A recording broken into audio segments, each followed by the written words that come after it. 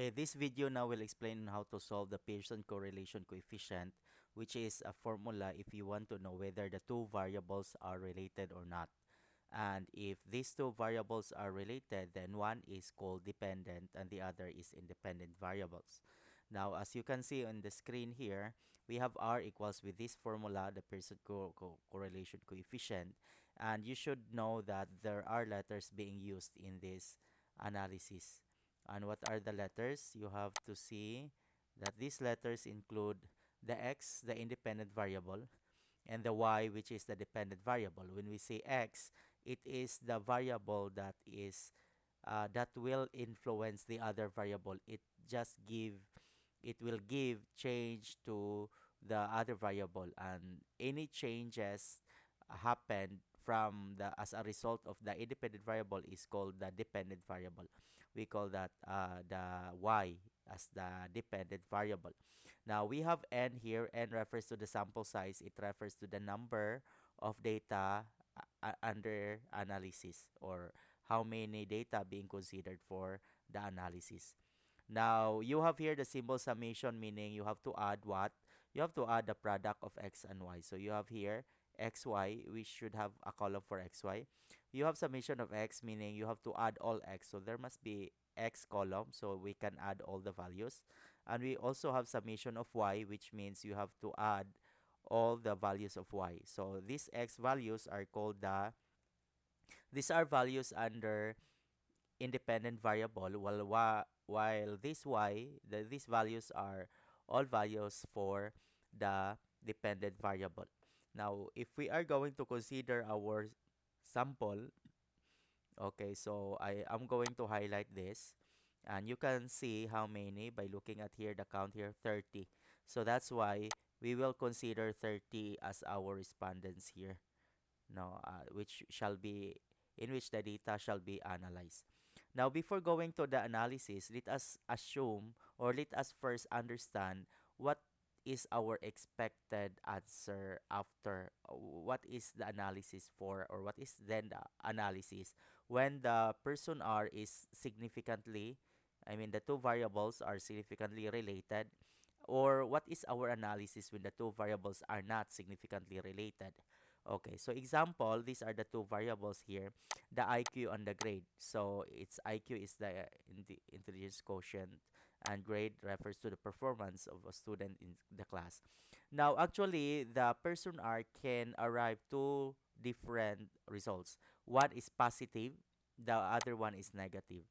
It does not mean that if the result is negative, your study is positive or negative, or you don't say that your study is very good when the result of R is positive. But you don't also say no, you don't like your study because the result is negative. No. The positive shows parallel directions of the same direction of these two variable, meaning if one is high, the other will also be high. If one is low, the other is also low.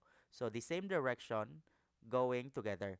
So example, if the IQ is high, no, meaning if an individual is very intelligent, of course, expecting that the grade is high because that person can answer the test perfectly expectedly. But now, for the if ever that individual is, shall we say, poor in IQ, low in IQ, of course, we cannot expect high grade from that person unless if that person will do everything to increase the grade. But assuming that we will just depend on these two variables, so these are the expectations. However, there are also cases that it will happen in opposite ways. So example, we will not think of the IQ or grade, number of absences and the grade. If you are a student and you have many absences, like 20 out of 25 classes, you are expected to have low grades. But if you are the student who have few absences or no absences at all, your grade is high compared to the other one. So that's the opposite directions. One is high, the other is low, or one is low, the other is high. So these are the possibilities in analyzing the two variables. Don't forget that what is very important after the computation is the analysis, because some researchers are only after of the computation, then after that they do not make stories or they do not make interpretations of the result, leaving the result hanging, which is the very essence why statistics is considered. Okay. Now, let us now consider this data. So, again, there are 30 respondents. So, our N is 30. So, since the symbol for the formula here, the symbols include the summation, so we also have to get the sum. So these values here, if you notice, sum, then I highlighted all the data from the first down to the last. The same also with this and the other one. Okay, all of these are the sum, the total in short. Okay. Now, this is the sum of x, this is the sum of y, the sum of x squared, the sum of y squared, and the sum of xy. So we will use that sum in the analysis, whether there is a relationship or not, using the Pearson R. But I'd like to remind that in order to use the Pearson R, there are assumptions to consider. And these assumptions, one of the assumptions is that the data must be normally distributed, in which you should test first before the analysis using Pearson R. The x and y must be tested whether it's normally distributed or not using the test of normality. Okay, so now since we are going to use the Pearson R, let us assume that we are done already with the test of normality and we already consider that the data set are normally distributed. The x itself is normally distributed and the y itself is the normally distributed. In other words, we tested two tests of normality for one for each variable. So don't forget that. Now, I have here, if you notice, I have here the Corel. This is actually the shortcut. You might not listen to the next solution here, but the manual solution using Excel will help you understand why the answer, if you use the shortcut Corel equals Corel, open, highlight the two variables as you notice, they are colored. The X is the blue and Y is the orange or the red box, okay? So the answer is 0.79106714, in which this has to be tested manually whether how do you come up with this Excel answer? No, because it's difficult on your part to have the value without understanding how in the formula was it computed. Now let us consider first, I have here, if you look at the formula n times summation of xy, the first thing to do is to solve this one, in which you multiply n by the sum of x and y. So in other words, there is product of xy, you get the sum. So that's why if you notice this value, I multiplied 30, which is n here, 30. The summation is of xy is this one. This is the summation of xy. Okay, that's the first thing. The second is this one here, the product of the sum of x and sum of y. You multiply the sum of x and sum of y, meaning this is the sum of x and this is the sum of y. You multiply them. So that's why this is the process. I multiplied 761 and 1019. That's the second. After that, you subtract the two results. So meaning the one you computed in the first and the second shall be subtracted. So that's the third operation. I put here 1 minus 2. In other words, the result here minus the result here. And that's the answer. Another is you consider the answers below or the denominator part. But first, you have to multiply n times sum of x squared, meaning you have to consider first n times summation of x squared. You have here the x squared and you have the sum. This sum multiplied by n. So that's why in the fourth operation, I multiplied 30 by this one, the sum of x squared. So without doing like this, it's difficult for you to get the sum. So it's good that you will do this in Excel. And then you have to get the square of sum of x. If you notice this part here, you get the x summation of x and square. So meaning you have x here. This is the sum of x. You square this one. So that's why if you see, okay, this is the answer, the square of, okay, 761. That is also the same when you multiply 761 times 761. Then 4 minus 5 is the result when you subtract this one. This is the fourth operation I did, and this one. So that's why if you subtract that, the answer is this one. Okay, I subtracted the 2. Now, After that, you look at this one, n times summation of y squared. So if you look at that, n is 30 and summation of y squared is m48. This is the y squared as you notice, and this is the sum. Okay.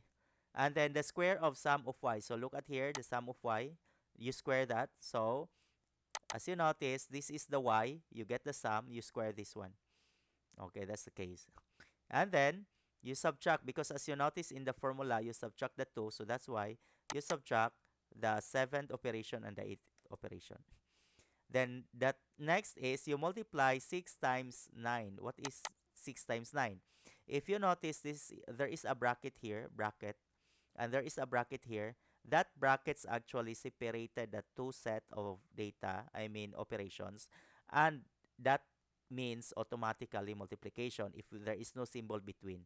So it's multiplication. So that's why the result here, which happened, which was computed in the sixth operation, and then the result here also was the result in the ninth operation shall be multiplied. So I put here multiply this one. I hope you are guided that properly. Then you get the square root of the this operation. Why? Because there is a symbol here, square root of everything. After you subtract the two sets of operations, you get the square root. So the command in the Excel is equals square, look at there, SQRT, open parentheses, you just highlight the data to be computed. And the result is this one. Now, in order for you to get the Pearson R, it is simply the division between this part here and the square root result. So that's why I divided here. The 1 minus 2, that's the first we did no in the subtraction part here, divided by the result of the square root, which is the 11th operation. So that's why the Pearson R is 0.7106. If you look at, it's totally the same with the shortcut, which is equal Corel. Okay, so totally the same. Now, how do we know that these actually values are significant or not? How do we know that there is high relationship, low relationship, or medium relationship? So what we will do is we are going to uh, search that in the internet, because you will be provided with many sources in the internet as to how to analyze the Pearson R. Example, let's look for the value how to analyze Pearson R. Okay. So how to analyze Pearson R correlation. And then we'll go to image. We'll be provided with many. Okay, here. Let's try to look at this one. So we will try to use this as our reference. You can also search that in your internet. So as you notice here, there is a high, very high positive or negative, high positive, moderate positive, low positive, negligible. So if you notice here, zero point 0.7 to 0.90 or negative 0.7, 0.90 is high positive. So low positive it's zero point 0.3 to zero point 0.5 or low negative zero point 0.3 to negative 5. Okay, these are the sources of analysis. But how do we know that that is significant? What we can use here is only the level of correlation. But how do we know that it's significant? Okay, so there are books also explaining that in order for you to test whether there is a significant relationship, you have to use the t-test formula. Okay, and what is the t-test formula? The t-test formula is equal to the r value multiplied by the square root of n minus 2 over 1 minus r squared. Okay, I would like to emphasize this part here. Okay. So again, if you notice, it's r times the square root of n minus 2 over 1 minus r squared. So meaning we have to get the square first of r, okay, and then you subtract the result by 1, okay, and then that is the divisor after we subtract n by 2, and then the quotient will be subjected to square root. Okay, and this is one of the tests the t-test that we will use in order to know whether there is significant relationship, in which later we will find the critical value. So let's find the t value. The t value is equal to, what is our r here? So that is equal to r times the square root, of, what is our n? 30 minus 2 over, I think you need to put that in a parenthesis, over 1 minus, what is our r here? And then square root 2. We have to square that r. So be careful of the sign. So as you notice, you square first the r value, and then if you put another symbol, meaning you subtract the squared result from 1, and then as you notice here, 30 minus 2 will be divided by this, but before you perform the square root. So meaning you still have to put the parentheses. Again, you have to consider how many parentheses in solving the t-test. Otherwise, you will come up with a different answer. And then again, this P33 actually is the R value. And then enter. Let's try to see if we can have an answer. Okay. Again, so this is now the result. So please be careful with how many grouping symbols used in that part. And the answer is 6.8426, or round off to 6.84, round off. Now we have to find the critical value. Okay, the critical value, or the CV, or the tabular value, also known as the tabular value, is important in comparing the t value with the tabular value, so that we can decide whether there is significant relationship between the two variables. Okay, so my reference for this is in the book of Blumen, the step-by-step elementary statistics approach. I don't know if that's the correct title, so please research. Okay, it's in Blumen. Okay, so now our sample size is here is 30, but don't forget that we have the DF, the degrees of freedom. So the degrees of freedom, the DF is n minus 2. Okay, so that's the degrees of freedom. So n minus 2, meaning our DF here is 28. Okay, our degrees of freedom here is 28 because 30 minus 2 is 28. Okay, if we are going to search the tabular value in the internet, you can search that in Google, the T distribution table or the T formula. And you must be careful as to what table you are going to use in the analysis. So it's better to go to the image so you can see whether you are provided with a table or not. As you can see here, we have T distribution. This is from web.stanford.edu. We can visit that web page, but in here we can already see the values.